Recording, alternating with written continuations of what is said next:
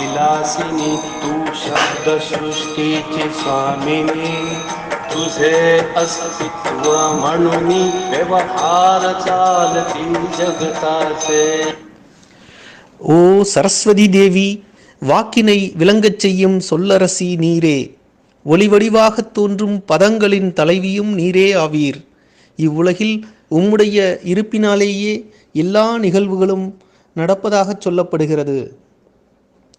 இந்த ஓவியில் சரஸ்வதி தேவியை போற்ற வாக் விலாசினி என்ற திருநாமத்தை தாஸ்கனு மகராஜ் பயன்படுத்தியது குறிப்பிடத்தக்கது.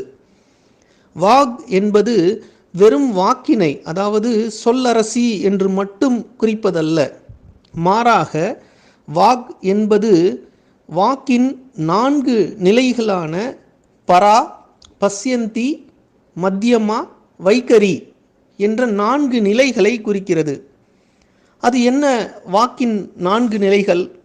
பரா என்பது மூச்சுக்காற்று அசையும் நிலை. பஸ்யந்தி என்பது மனதில் எண்ணம் தோன்றும் நிலை.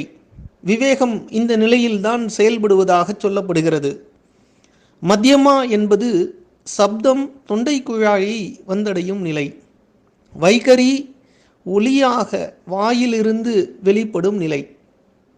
ஆக சொல்லப்பட்ட சொல் மட்டுமல்ல, அதற்கு முன்னதாக மூச்சுக்காற்று அசையும் நிலையிலிருந்து மனதில் உதிக்கும் சிந்தனைகளையே கூட விளங்கச் செய்பவள் சரஸ்வதி தேவி என்று இங்கு தாஸ்கனு மகராஜ் போற்றுகிறார். ஜெய் சாய்ராம்.